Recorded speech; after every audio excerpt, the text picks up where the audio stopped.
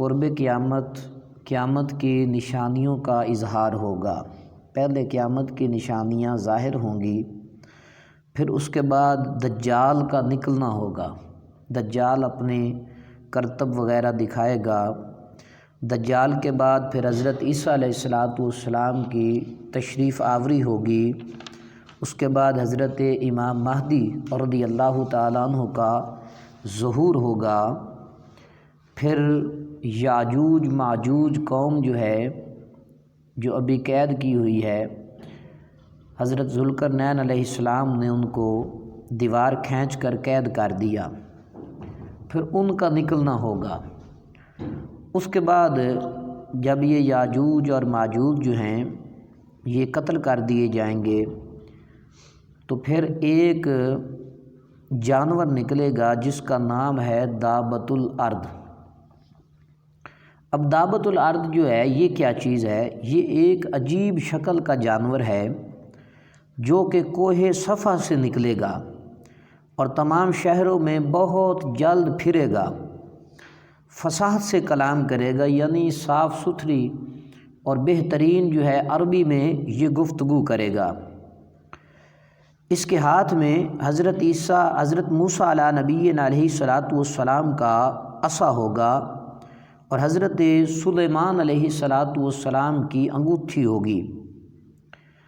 عصے کے ساتھ یہ مسلمانوں کے ماتھے کے اوپر ایک چمکدار نشان لگائے گا اور انگوٹھی سے کافر کے ماتھے پر ایک کالا دھبا لگائے گا۔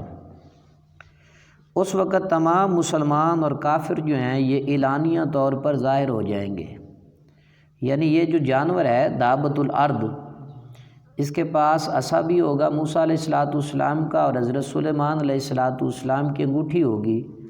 تو حضرت موسیٰ علیہ نبینا علیہ السلام کے عصا سے یہ مسلمانوں کے ماتھے پر چمکدار نشان لگائے گا اور حضرت سلیمان علیہ السلام کی انگوٹھی سے کافر کے ماتھے پر یہ کالا دھبا لگائے گا۔ اس وقت کھلم کھلا مسلمان اور کافر جو ہیں وہ ظاہر ہو جائیں گے۔ یہ نشانی جو ہے جو یہ دابۃ الارض لگائے گا وہ کبھی بھی نہ بدلے گی۔ جو کافر ہے ہرگز ایمان نہ لائے گا اور جو مسلمان ہے وہ ہمیشہ ایمان پر قائم رہے گا۔ اس کے بعد حضرت عیسیٰ علیہ نبینا علیہ السلام کی وفات کے بعد جب قیامت آنے کو صرف 40 سال رہ جائیں گے، تب ایک ٹھنڈی خوشبودار ہوا چلے گی جو لوگوں کی بغلوں کے نیچے سے گزرے گی، جس کا اثر یہ ہوگا کہ مسلمان کی روح نکل جائے گی۔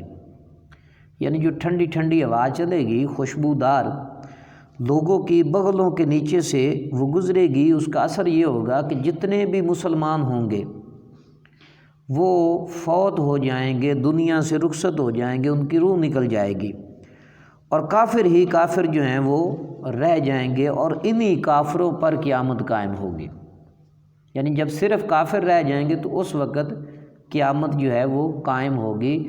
پہلے یہ نشانیوں کا جو ہے وہ ظہور ہوگا، جیسے ہم نے پہلے اسباق کے اندر ذکر کیا۔ اللہ تعالی ہم سب کو عمل کی توفیق عطا فرمائے۔